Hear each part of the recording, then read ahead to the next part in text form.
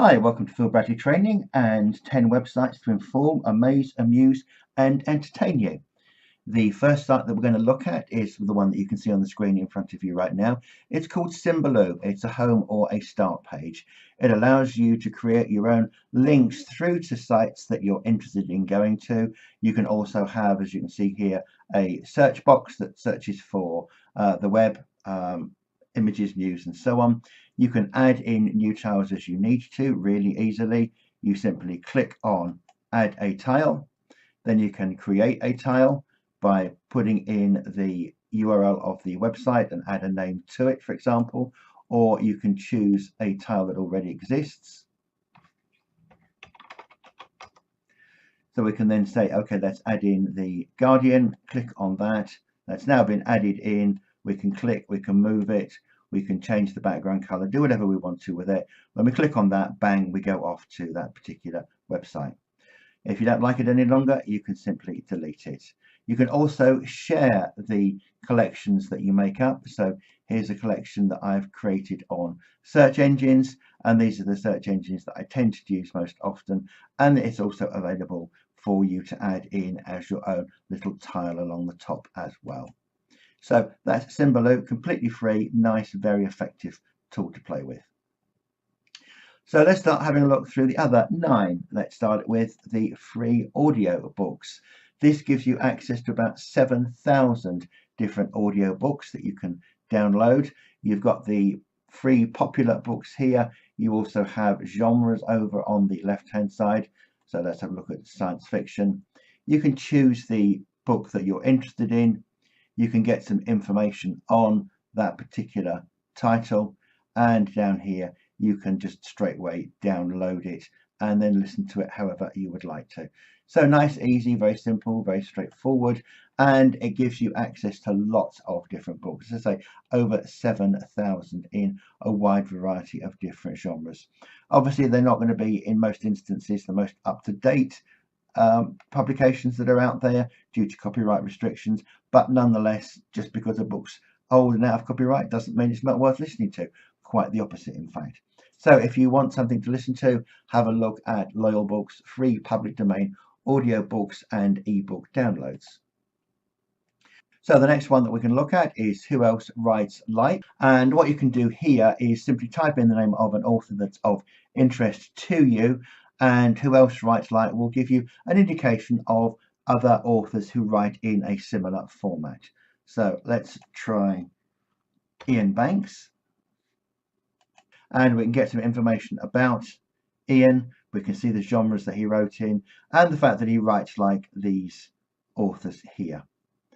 I can also browse authors and I can see the genres in which they write. I can click on that and I'll get an indication of all of the other authors who write in a similar format. Very simple, very straightforward, does the job that it should do, and it's a really nice way of just finding out other authors who write in the same style as the one that you have enjoyed reading. The next one that we'll look at is What Is My Movie?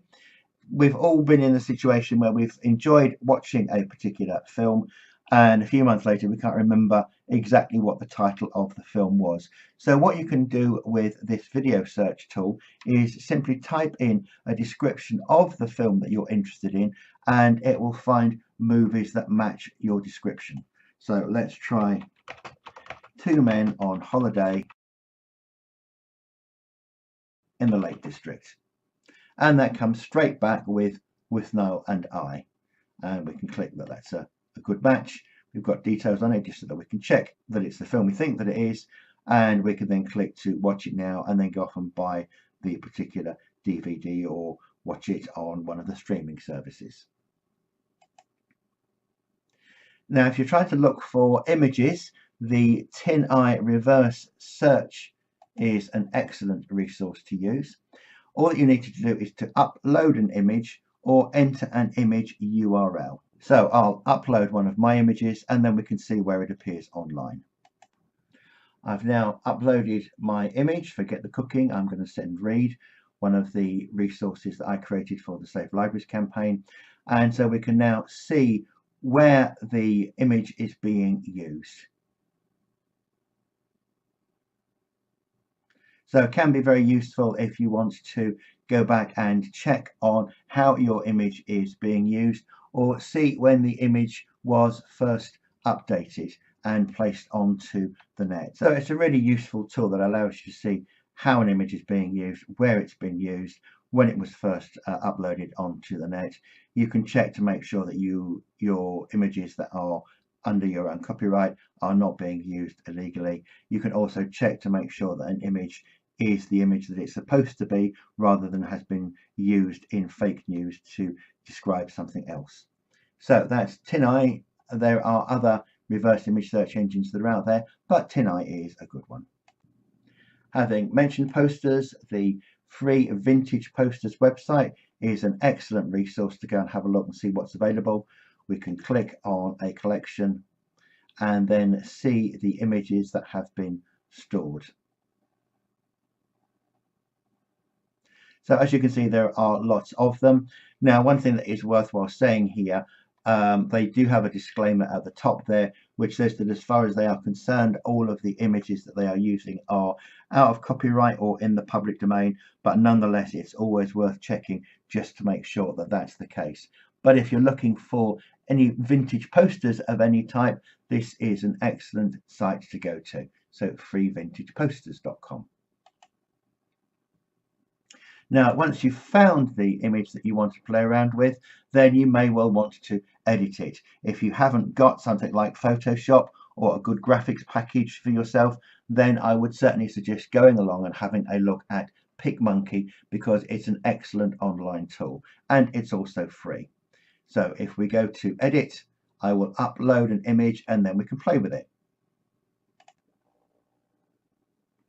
So I've chosen my image. I can choose an image setting and it gives me a variety of different options that are available for us.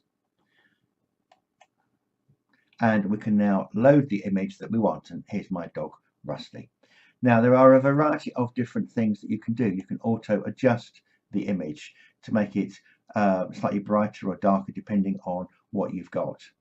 We can play around with some of the effects. So we can give it an autumn type effect, or we can cross process it, or dusk, for example. So there are lots of different options that are available to you.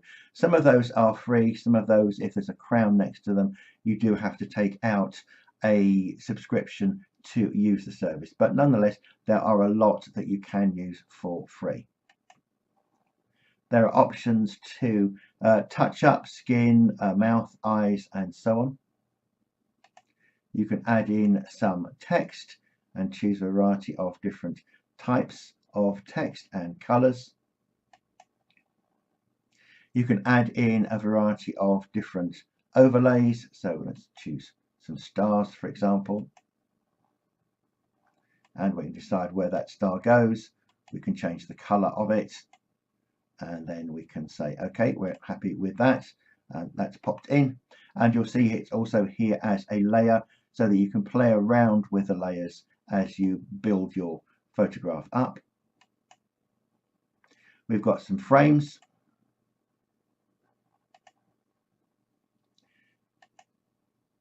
We have some textures that we can work with.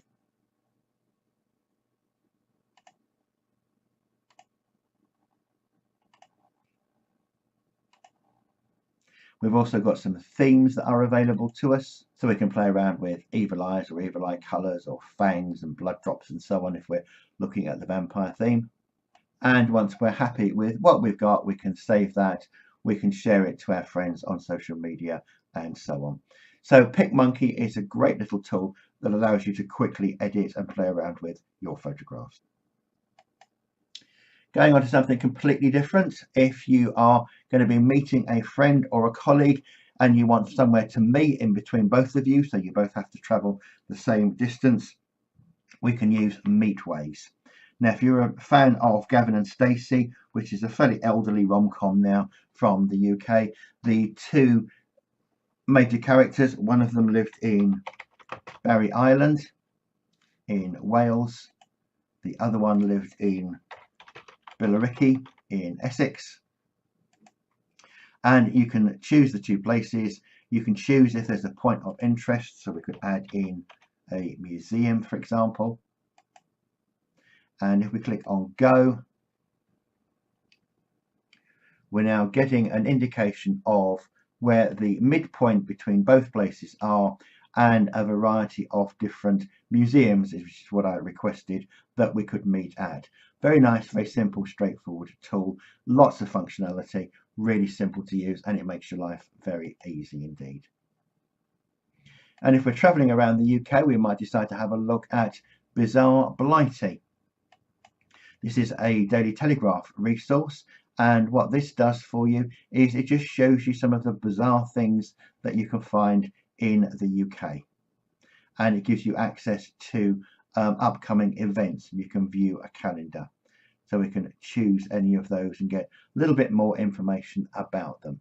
So if you're wondering what to do during the summer holidays, you might want to go to the Best of Bizarre Blighty to get some ideas.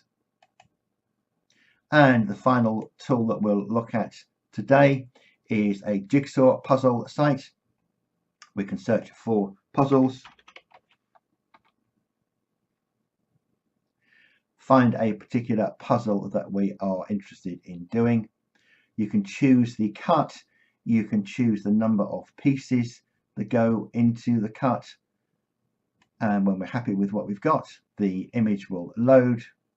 We can then briefly see it before it then is turned into the jigsaw puzzle for us.